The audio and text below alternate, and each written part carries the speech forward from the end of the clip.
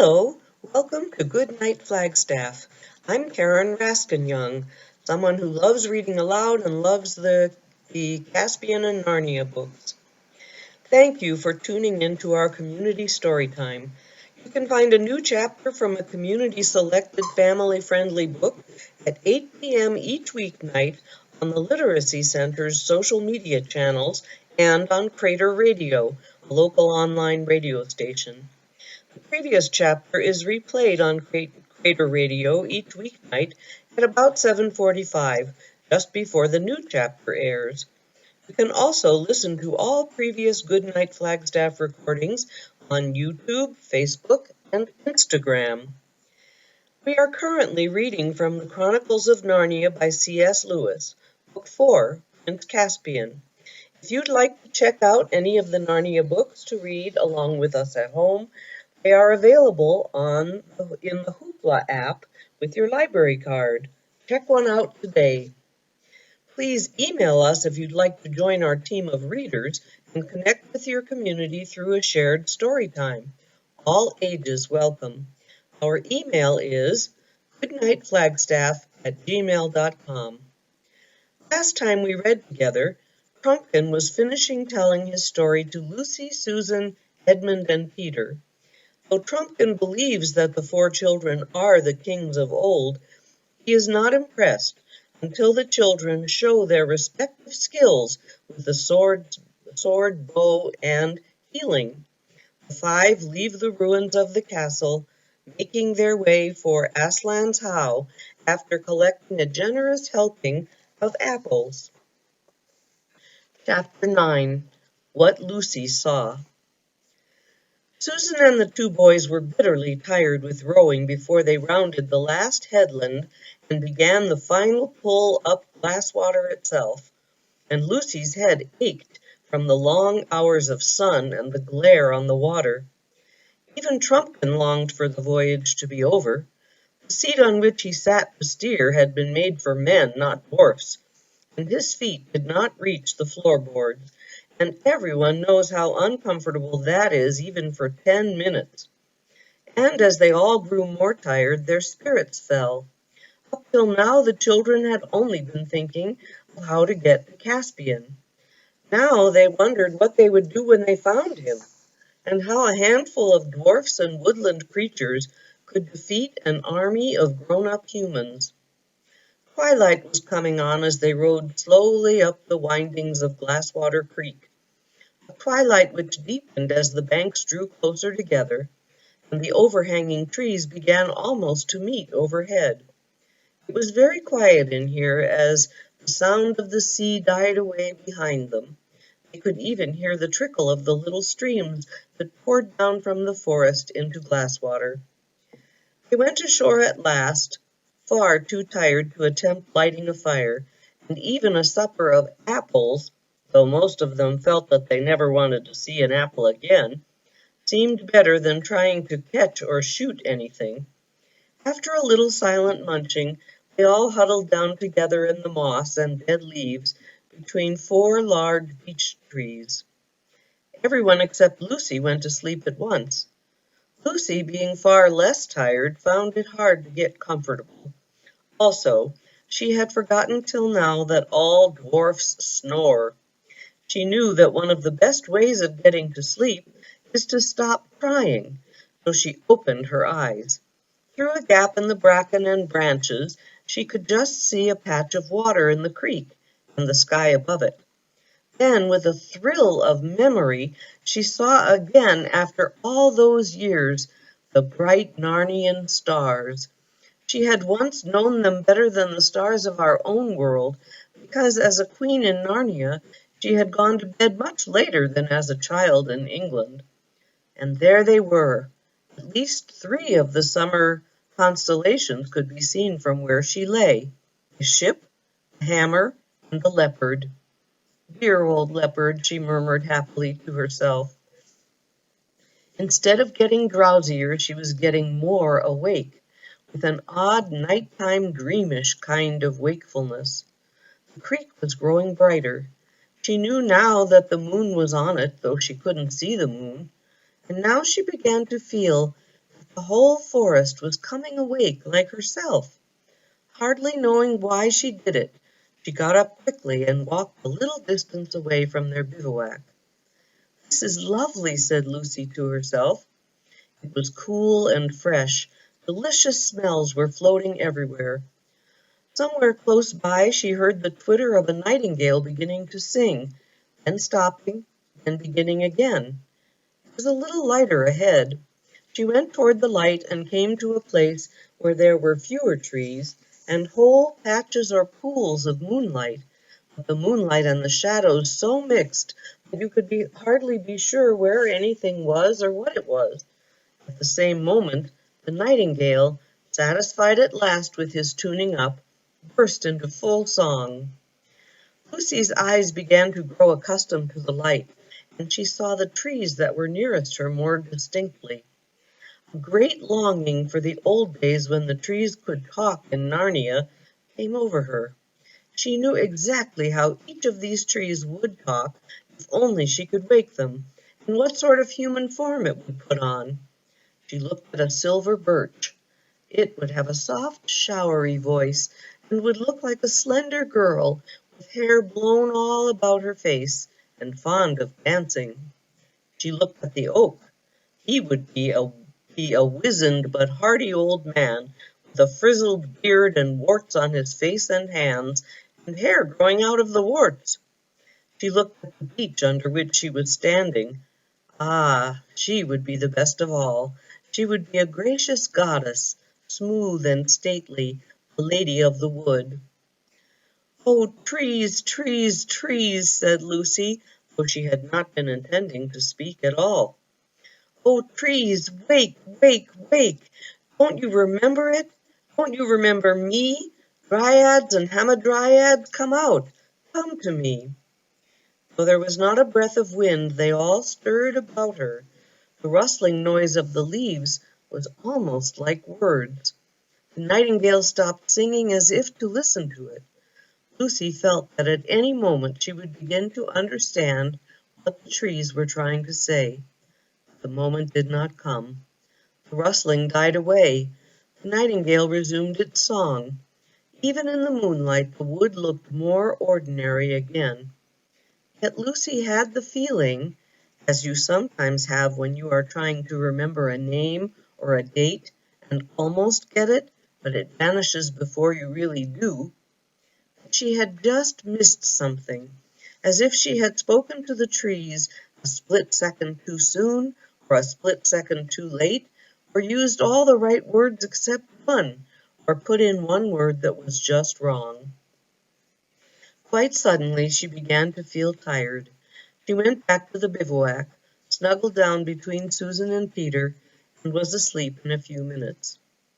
It was a cold and cheerless waking for them all next morning, with a grey twilight in the wood, for the sun had not risen, and everything damp and dirty.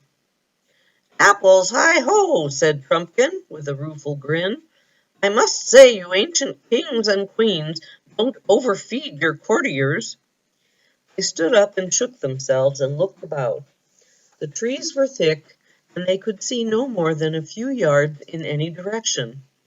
"I suppose your majesties know the way all right," said the dwarf. "I don't," said Susan. "I've never seen these woods in my life before. In fact, I thought all along that we ought to have gone by the river." "And I think you might have said so at the time," answered Peter, with pardonable sharpness. "Oh, don't take any notice of her," said Edmund.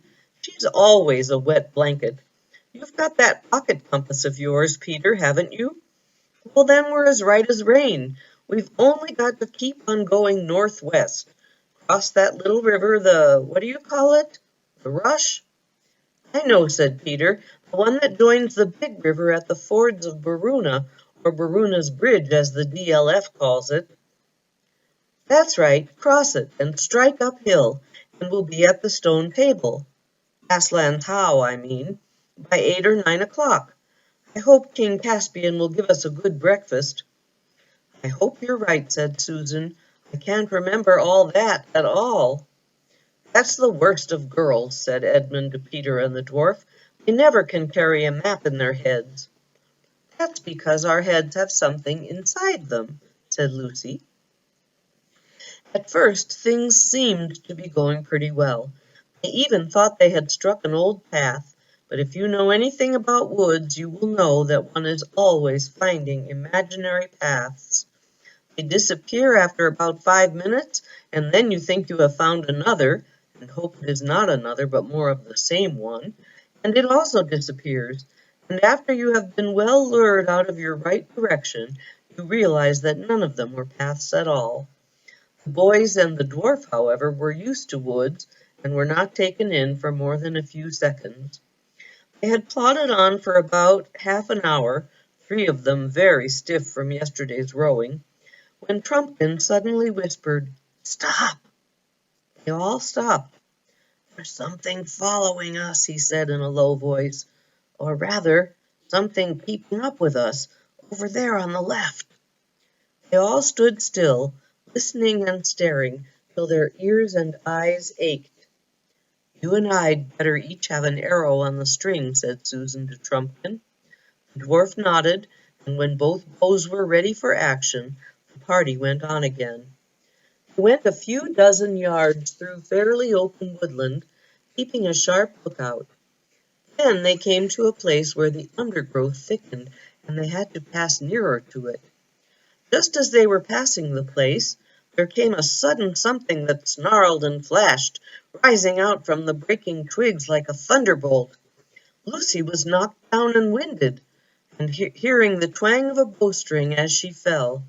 When she was able to take notice of things again, she saw a great, grim-looking gray bear lying dead with Trumpkin's arrow in its side. "The BLF beat you in that shooting match, Sue," said Peter, with a slightly forced smile. Even he had been shaken by this adventure. I left it too late," said Susan, in an embarrassed voice. "I was so afraid it might be, one of our kind of bears, a talking bear." She hated killing things. "That's the trouble of it," said Trumpkin. "When most of the beasts have gone enemy and gone dumb, but there are still some of the other kind left. You never know, and you daren't wait to see." "Poor old Bruin," said Susan. "You don't think he was?" "Not he," said the dwarf. "I saw the face and I heard the snarl. He only wanted little girl for his breakfast. And talking of breakfast, I didn't want to discourage your majesties when you said you hoped King Caspian would give you a good one, but meat's precious scarce in camp. And there's good eating on a bear. It would be a shame to leave the carcass without taking a bit, and it won't delay us more than half an hour. I dare say you 2 youngsters, kings I should say, know how to skin a bear?" "Let's go and sit down a fair way off," said Susan to Lucy. "I know what a horrid, messy business that will be." Lucy shuddered and nodded. When they had sat down, she said, "Such a horrible idea has come into my head, Sue." "What's that?" "Wouldn't it be dreadful if some day in our own world at home, men started going wild inside like the animals here, and still looked like men, so that you'd never know which were which?" "We've got enough to bother about here and now in Narnia," said the practical Susan, "without imagining things like that." When they rejoined the boys and the dwarf, as much as they thought they could carry of the best meat had been cut off. Raw meat is not a nice thing to fill one's pockets with, but they folded it up in fresh leaves and made the best of it. They were all experienced enough to know that they would feel quite differently about these squashy and unpleasant parcels when they had walked long enough to be really hungry. On they trudged again, stopping to wash 3 pairs of hands that needed it in the first stream they passed, until the sun rose and the birds began to sing, and more flies than they wanted were buzzing in the bracken. The stiffness from yesterday's rowing began to wear off. Everybody's spirits rose. The sun grew warmer, and they took their helmets off and carried them. "I suppose we are going right," said Edmund about an hour later. "I don't see how we can go wrong, as long as we don't bear too much to the left," said Peter. "If we bear too much to the right, The worst that can happen is wasting a little time by striking the great river too soon and not cutting off the corner." And again they trudged on with no sound except the thud of their feet and the jingle of their chain shirts. "Where's this bally rush got to?" said Edmund a good deal later. "I certainly thought we'd have struck it by now," said Peter, "but there's nothing to do but keep on." They both knew that the dwarf was looking anxiously at them, but it said nothing. And still they trudged on, and their mail shirts began to feel very hot and heavy. "What on earth?" said Peter suddenly. They had come without seeing it almost to the edge of a small precipice, from which they looked down into a gorge with a river at the bottom. On the far side the cliffs rose much higher. None of the party except Edmund and perhaps Trumpkin was a rock climber. "I'm sorry," said Peter. "It's my fault for coming this way. We're lost. I've never seen this place in my life before." The dwarf gave a low whistle between its teeth. "Oh, do let's go back and go the other way," said Susan. "I knew all along we'd get lost in these woods." "Susan," said Lucy reproachfully, "don't nag at Peter like that. It's so rotten, and he's doing all he can." "And don't you snap at Sue like that either," said Edmund. "I think she's quite right." "Tubs and tortoise shells!" exclaimed Trumpkin. "If we've got lost coming, what chance have we of finding our way back? And if we're to go back to the island and begin all over again, even supposing we could, we might as well give the whole thing up. Miraz will have finished with Caspian before we get there at that rate." "You think we ought to go on?" said Lucy. "I'm not sure that High King is lost," said Trumpkin. "What's to hinder this river being the Rush?" "Because the Rush is not in a gorge," said Peter, keeping his temper with some difficulty. "Your Majesty says is," replied the dwarf, "but oughtn't you to say was? You knew this country hundreds, it may be 1,000 years ago. Mayn't it have changed? A landslide might have pulled off half the side of that hill, leaving bare rock, and there are your precipices beyond the gorge. Then the Rush might go on, deepening its course year after year, till you get the little precipices this side, or there might have been an earthquake or anything." "I never thought of that," said Peter. "And anyway," continued Trumpkin, "even if this is not the Rush, it's flowing roughly north, and so it must fall into the great river anyway. I think I passed something that might have been it on my way down. So if we go downstream to our right, we'll hit the great river. Perhaps not so high as we'd hoped, but at least we'll be no worse off than if you'd come my way." "Trumpkin, you're a brick," said Peter. "Come on then, down this side of the gorge." "Look, look, look!" cried Lucy. "Where? What?" asked everyone. "The lion," said Lucy. "Aslan himself. Didn't you see?" Her face had changed completely and her eyes shone. "Do you really mean—" began Peter. "Where did you think you saw him?" asked Susan. "Don't talk like a grown-up," said Lucy, stamping her foot. "I didn't think I saw him. I saw him." "Where, Lou?" asked Peter. "Right up there between those mountain ashes. No, this side of the gorge. And up, not down. Just the opposite of the way you want to go. And he wanted us to go where he was, up there." "How do you know that was what he wanted?" asked Edmund. I just know," said Lucy, "by his face." The others all looked at each other in puzzled silence. "Her Majesty may well have seen a lion," put in Trumpkin. "There are lions in these woods, I've been told. But it needn't have been a friendly and talking lion any more than the bear was a friendly and talking bear." "Oh, don't be so stupid," said Lucy. "Do you think I don't know Aslan when I see him?" "He'd be a pretty elderly lion by now," said Trumpkin, "if he's one you knew when you were here before, and if it could be the same one, what's to prevent him having gone wild and witless like so many others?" Lucy turned crimson, and I think she would have flown at Trumpkin if Peter had not laid his hand on her arm. "The DLF doesn't understand. How could he? You must just take it, Trumpkin, that we do really know about Aslan, a little bit about him, I mean, and you mustn't talk about him like that again. It isn't lucky for one thing, and it's all nonsense for another. The only question is whether Aslan was really there. But I know he was, said Lucy, her eyes filling with tears. Yes, Lou, but we don't, you see, said Peter. There's nothing for it but a vote, said Edmund. All right, replied Peter. You're the eldest, DLF. What do you vote for, up or down? Down, said the dwarf.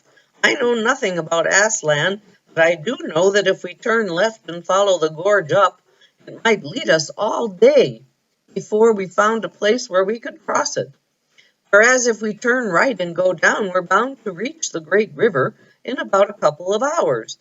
And if there are any real lions about, we want to go away from them, not toward them. What do you say, Susan? Don't be angry, Lou, said Susan, but I do think we should go down. I'm dead tired. Do let's get out of this wretched wood into the open as quick as we can. And none of us except you saw anything. Edmund, said Peter. Well, there's just this, said Edmund, speaking quickly and turning a little red. When we first discovered Narnia a year ago, or 1,000 years ago, whichever it is, it was Lucy who discovered it first, and none of us would believe her. I was the worst of the lot, I know. Yet she was right after all. Wouldn't it be fair to believe her this time? I vote for going up. Oh, Ed, said Lucy and seized his hand. Now it's your turn, Peter, said Susan, and I do hope— Oh, shut up, and let a chap think, interrupted Peter. I'd much rather not have to vote. You're the High King, said Trumpkin sternly. Down, said Peter after a long pause.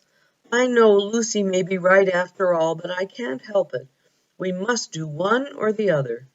So they set off to their right along the edge downstream, and Lucy came last of the party, crying bitterly. That's it for Chapter 9. Thank you for tuning in. Join us Monday night for Chapter 10 of Prince Caspian. Good night, Flagstaff.